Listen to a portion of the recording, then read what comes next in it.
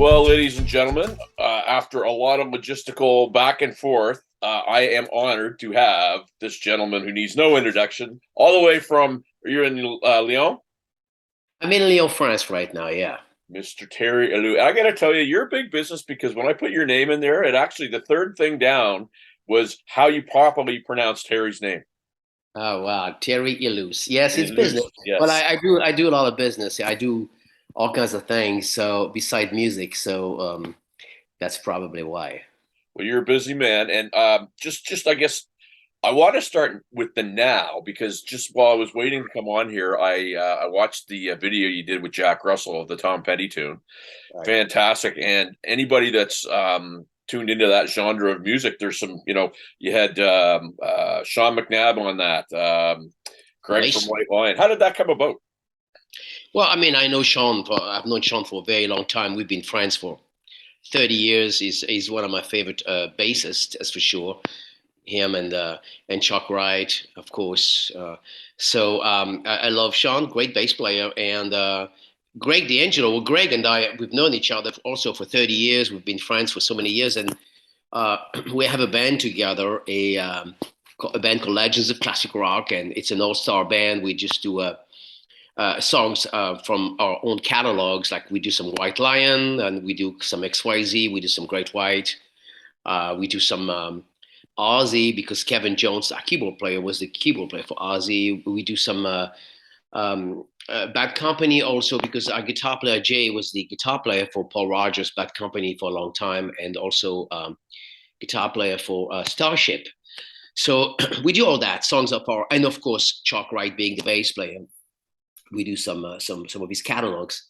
So that's why when I usually go back to my friends. I'm a very how can I say, I work with the same people all the time. I mean, I welcome other people as well. But first thing I'm going to do is call my buddies and says, hey, can you do a track for me? And they say, yeah, yeah. And we return favors. It's not about the money.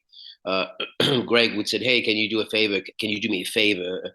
Can you help me with this particular song? Or can you help me with my cars? Because we both collect cars. So he said, can you help me move this? I said, okay. So we're friends. It goes beyond money or anything like it. Well, it must be interesting because my band, I was looking for a bass player a few weeks ago, and it was really tough in my neck of the woods. It must be pretty cool to have that many people on the old Rolodex dating myself to just say, hey, Sean, hey, Chuck, hey, and just be able to have somebody go in there and do it. Yeah, one hand I go by the old saying, one hand washes the other. So we help each other. I mean, if Sean when Sean's gonna need me for something, he's gonna call me and say, can you do a track? Of course I'll be there for Sean. Of course Chuck's gonna ask me to do something for him, and I will. Same for Greg, same for Kevin, or Jay, or for anybody else I'm friends with. We have to help each other. This is the way business. This is beyond business. This is the way it should be. I mean, it's been this way for generations. It's nothing new the way I work. Jeff Beck and Eric Clapton and all those guys have been working that way for years. Sometimes there's money involved and sometimes not, but it is what it is. Um, and the genre that they called it hair metal or whatever, but back in the day, from I'm a kid that grew up in Eastern Canada, and our sort of outside looking in was always, it was very competitive, not necessarily cutthroat. Is that a fair statement of how it was back then? Yeah, it was actually. You're right, Sean. Back in the days, it was very competitive. We were all competing for the same piece of bread, and like in mass, and we were not. We didn't hang with the guys. We were just sticking to our own team, our own band, our own crew. Um, I was not for that. I've always been a big fan of, hey, come on, you're my friend. But sometimes other people would not feel that way. So I did experience some tensions back in the days. But nowadays things have changed. I mean, you would hang with so and so, and the guy in the band is now a grandpa. He used to be a heavy metal singer. I'm not talking about myself, by the way, but so and so is. I used to be a heavy metal singer wearing spandex and everything. And now he's a grandpa. He's got 3 grandkids, and he's cool. I mean, we go backstage instead of partying hard like they used to. They would say, "Oh, my back hurts. Oh, my back. I went to the chiropractor the other day. Oh my God. Hey, how about you? Well, I take vitamin D every day. Things have changed. Back in the days, we would all talk about, hey, look at that chick's ass, man. Now it's changed, man. Where we have a lot of respect for each other. I have a tremendous respect for so many great artists, and I'm not the jealous kind. I don't use my I don't. I always say that I don't measure my success by other people's ruler. I mean, I measure my own success by my own rules. I said, well, this is what I've done, and I'm happy, and I do other things as well. And I don't go by what other people's ruler. It doesn't work that way. I mean, if you do that, you're gonna go crazy. I love that. And parlaying into, I guess, my next, and it's not even a question, it's a statement. So I'm going to get it out of the way right now. The whole great white thing. You talk about the death that's been done to death. I was reading some stuff on it. That aside, your reaction to it, to me, was phenomenal. Basically, to paraphrase, you chose to not go and rip somebody online. You're very gracious, and I think that probably parlayed out to a very good sort of thing for you. And I find that admirable because it's most people their thing would be go to guns, just start ripping people to shreds. You didn't do that. Do you maybe find that gave you a leg up, and when you were going on to your next thing? Well, Sean, I knew I couldn't go back to the band. There was a serious breakup, so I knew I couldn't go back, and they made a move, and I had to make my own move, and I don't think it would have been right for me to bring dirt in this situation. I had a wonderful time with Great White. It was a great opportunity. I thank him actually. I was able to start my car collection because of them, so I'm very happy about that. I have a really nice car collection, so I'm very grateful for them. And he did 525 shows, I believe. Your sound dropped off a little bit there, Terry, just a little bit. I don't know if your mic's covered. Maybe is it better now? There you go. We never canceled the show. Never did. We did very well, and the guys in the band and I got along very, very well. So basically, I only have great memories of the experience. Of course, things could have ended up differently. The separation could have been better, but looking back, it is what it is, and I wish them the very best. I know they have a new singer nowadays, Brett, and I'm really, really happy for the kid. Um, I know him personally because I've worked with him many times. I've even produced one of his songs, so I know him very well, and he's a good kid. He's a great singer, and if there's anything I can do to help him, um, I will. I am not. I'm not upset. As a matter of fact, it's the other way around. I'm ecstatic for him. Very happy for the band. I think Brett may be able to bring a certain stability in the camp, and that's what they need. And I'm still friends with Audie and Scotty, and I love those guys. And I haven't talked to Mark or Michael, but I've talked to Bridget not so long ago, and she was very kind. She sent me nice flowers when my dad passed away. So it's all good, man. I mean, it's the process of music. We have to get along, and if they ever need me for anything, I'll be there for them, and I hope they'll be there for me. It's so it should be. I mean, what am I gonna do? Go back and cry and say bad things about them? There's really nothing bad to say about them. Really, there's nothing. They did what they had to do to protect themselves, and it's understandable. I I'm happy. I'm doing so well. I mean, why would I? If I was miserable, if I was crying and looking for a gig and everything, thank God it's not the case. I mean, I moved on. I'm doing very well. I have a lot of great friends, and I thank the universe for that. And it's all positive, man. All positive.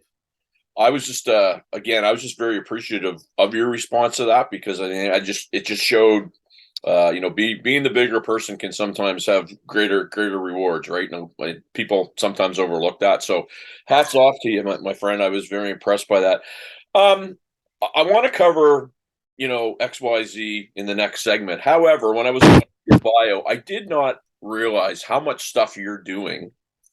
Um, that isn't Terry the hard rock singer. You've got your hands in all kinds of different things, and obviously it's successful, or you wouldn't be doing it. So that gives you as much joy as I guess singing. Yeah, I mean, singing is a passion. I don't do it just for the money.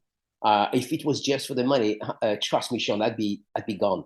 I'd be doing something else. I do other things to make money, and I would be doing other things for sure. I so singing for me is very important. I get a kick out of it. I love singing, and that keeps me happy and young and all that stuff. And I do different things, or different type of music. I don't want to pigeonhole myself doing rock only, hard rock only. It's not what I want to do. I love rock. I love hard rock. I love playing with George, for example, George Lynch. I'm a huge fan. Looking forward. Him and I have more shows coming up, so it's very exciting. But if I would only to do that, I'd be bored. If I would only to do XYZ or Legends of Classic Rock with Greg, I'd be bored. I like to do Latin music. I like to do pop music. I'm working on some esoteric kind of music. You know, music in general, it shouldn't be um, just one style. As far I think it's because honestly, it's because I can, and not to be pretentious. Right. But I was raised listening to all kinds of music. My dad imbued me to the love of flamenco, the love of Brazilian music, rock, heavy metal. My dad used to say, listen to this, listen to that. And why not? Why not? I've been wanting to do an album, like a Sinatra kind of album, like a classic album like that for the longest time. I haven't been able to do so, but it's one of my dreams. I've said, oh, I would really want to sing those big band songs, Tony Bennett and everything. I know a lot of fans gonna say, what's wrong with him? There's nothing wrong with me. It's just a matter of why not? If you can do it, why not? Think outside the box. Please yourself. Sean, we are only here for a little while. Let's not fool ourselves. As I go and see my mom every day, I mean, I'm in town right now, seeing my mom in the hospital. I see all these elderly people are just fading slowly, and it breaks my heart. And I think about the fact that a lot of them have regrets. A lot of them don't, which is okay. A lot of them have regrets. I know for a fact, and it breaks my heart. So the way I look at it is, I hope I'm not gonna be one of these, you know, people, but you never know. But I hope when it's my time, I'm just gonna look at it and say, man, I did all that. I did it my way, just like the song. Yeah. Instead of thinking, wow, all these regrets. There's nothing worse than having regrets and saying, I could have done this, I could have done that. I don't want that. I mean, trust me, I didn't succeed in everything I tried, but I think Well, and certainly, you're blessed with a voice that can cover a lot of different ranges, and you're lucky that you're. I don't want to say lucky because you've worked your nuts off to get there, right? But you're blessed with a voice that can cover a lot of range, and so why not use it? yeah, I mean, it's, I don't want to be, how can I say? It's like making love. Would you do the same position every night? No. Or going to the restaurant, would you eat the same food every night? No, maybe this is more appropriate to say that. It's more like going to a restaurant and eating certain type of food every night. No, you still loves eating steak or fish or whatever. But if somebody gives you that every night, you get whatever. I think it's important to think outside the box in general, not just for music, but life in general. And that's gonna lead you to live a better life. You enjoy your life. You look around and you say, hey, it's wonderful. Life is so wonderful, and it goes so fast. Right. Fuck, man, we're all getting old, Yeah. and I don't want to be that man. I hope I'm not going to be that man who's just going to be in a little chair and looking at outside my window and thinking, well, I could have done this, I could have done that, and nobody's going to come and see me in my little hospital and everything. I don't want that. I hope I'm going to have a great relationship with my friends and my kid and all that stuff. I don't see that happening, sir. You got too much pop in your step to do that. Look, this is we're gonna end segment one. I want to go into segment two and, Thanks. and cover some other stuff. Yeah. And I want to cover that song that you did with George Lynch. I heard that. I was like, wow. So we're gonna cover that in segment two. We're back after this.